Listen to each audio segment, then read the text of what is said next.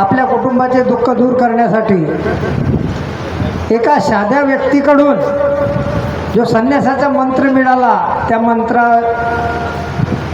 विधी करून परमेश्वरी कृपा संपादन केली आणि 1946 मध्ये बाबांना त्रिकाल हवनामध्ये ती परमेश्वरी कृपा संपादन झाली। त्यानंतर मानवाचे दुःख दूर करण्यासाठी बाबांनी 1948 मध्ये ऑगस्ट महिन्यामध्ये एका भगवंताची प्राप्ती केली।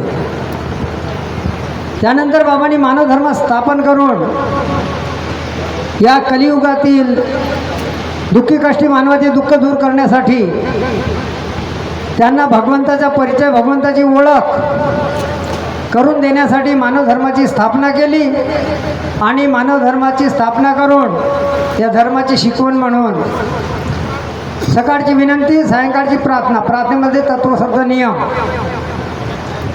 हे दिले, जेणेकरून याच्यावर आचरण करून मानव भगवंताच्या कृपेनं बाबाच्या आदेशाचे कार्य करून सुखी समाधानी जीवन जगायला पाहिजे म्हणून बाबांनी गावोगावी दौरे केले, मानवाला जागवण्याचे कार्य केले, भगवत कार्याचे चर्चापैठी केल्या।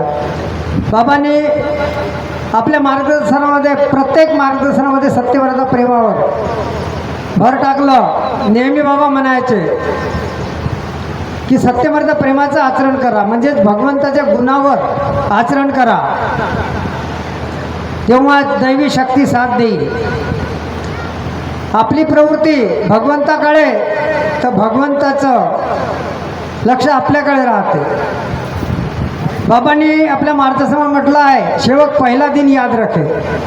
याचाच अर्थ काय आहे की आपण मानसिक शारीरिक आर्थिक दुःखाने ग्रसित होतो, होम हवन पूजन सर्व केलं, औषधोपचार केलं, सर्व काही करून त्रस्त झाल्यानंतर या बाबाच्या मार्गावर आलो आणि बाबाच्या आदेशानं भगवंताला वचन देऊन विनंती प्रार्थनेच्या शब्दावर आचरण केल्यानंतर सुखी समाधानी जीवन जगायला लागलो, सर्व दुःख दूर झाले। पण मार्गात आल्यानंतर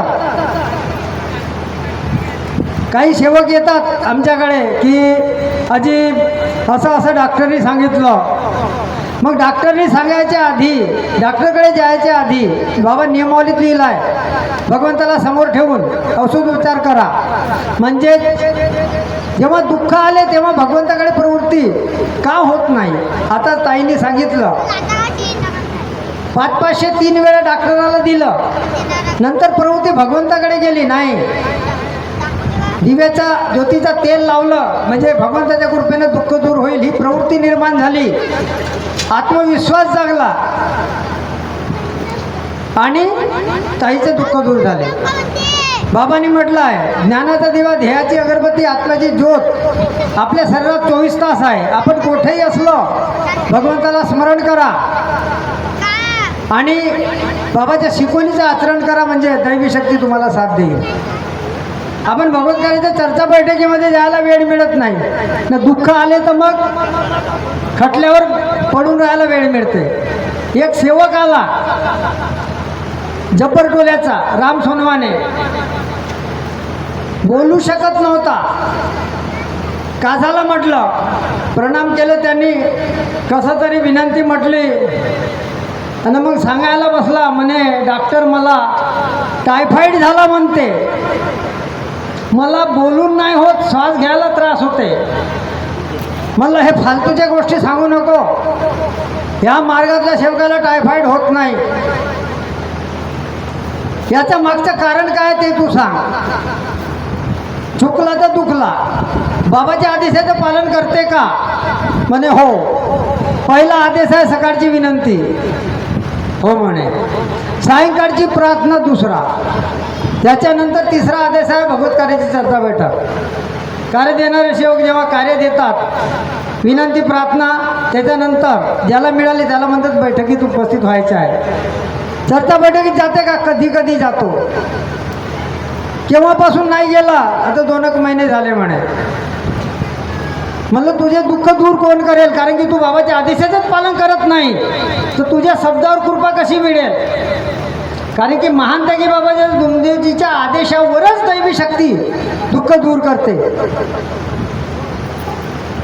माझी गलती झाली म्हणे, मला विचार द्या.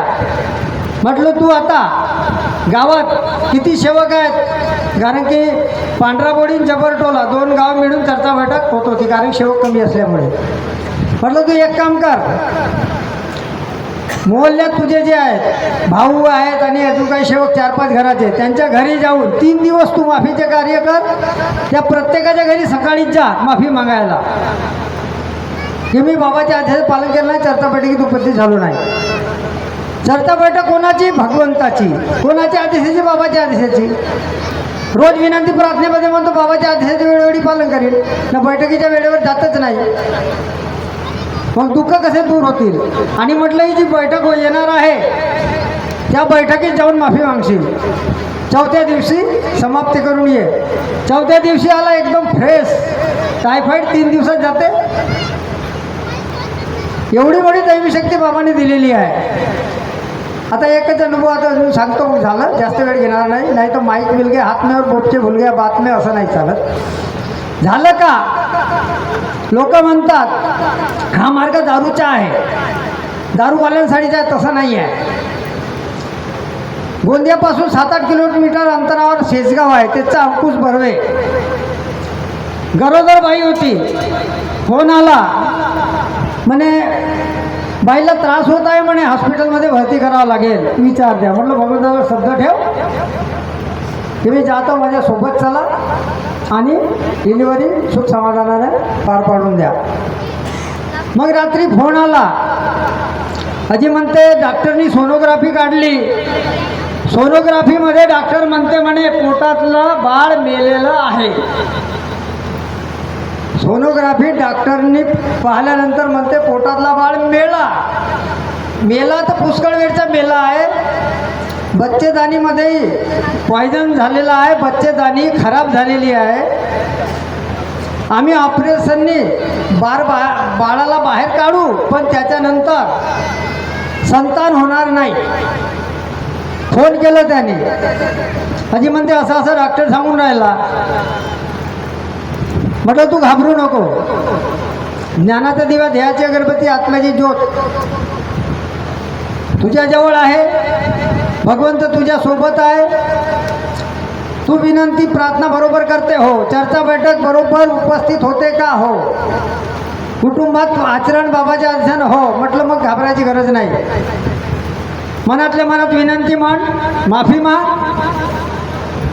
आणि भगवंताला योग माग. सेविकाच्या पोटावर फूक मार, तिला तीर्थ बनवून दे 5-5 मिनिटात 3 वेळ. भगवंतावर सोडून दे. काय घडवते तो भगवान घडवे. भगवंताची कृपा, जिवंत मुलगी बाहेर आली. त्यानंतर त्या बाईला 2 मुलं झाले. म्हणजे सांगण्याचं तात्पर्य बाबांनी एवढी मोठी दैवी शक्ती आपल्याला दिलेली आहे. सर्व डॉक्टरचा हेड, ज्यांनी डॉक्टराला बुद्धी दिली, औषधामध्ये कोणते गुणधर्म आहेत याची सुद्धा बुद्धी दिली, उपचार करण्याची बुद्धी दिली, असा सर्व डॉक्टर भगवान बाबा हनुमानजी आपल्याजवळ असून आपण विसरून जातो ना, इकडे तिकडे भटकतो. थोडंसं काही लागला पहिले डॉक्टरला, पण बाबांनी सांगितलं त्याप्रमाणे उपचार करायला आपल्याला लक्षातच येत नाही. कारण तेच आहे, जसं हनुमानजी थोड्याशा चुकीमुळे त्यांच्यामध्ये कोणती मोठी शक्ती आहे हे विसरले होते, त्याप्रमाणे आमच्यासोबतही किती मोठी दैवी शक्ती आहे हे आम्ही विसरलो होतो, पण बाबांनी आठवण करून दिलं. ती आठवण झाल्यानंतर आपण वचन दिलं विनंतीमध्ये. बाबाचे आदेश, सत्यमेव प्रेम, 4 तत्व, 305 नियम जीवनात पाळीन असे मी सत्य वचन देतो, याला जीवनात कधी विसरणार नाही. हा पण प्रत्येकाने भगवंताला दिलेला वचन आहे. या वचनाचं आपल्याला कुटुंबासोबत पालन करायचं आहे. मी सुद्धा बाबाचे आदेश, सत्यमेव प्रेम, 4 तत्व, 305 नियम जीवनात पाळीन असे मी सत्य वचन देतो, याला जीवनात कधी विसरणार नाही. आपल्या सर्वांना माझा नमस्कार.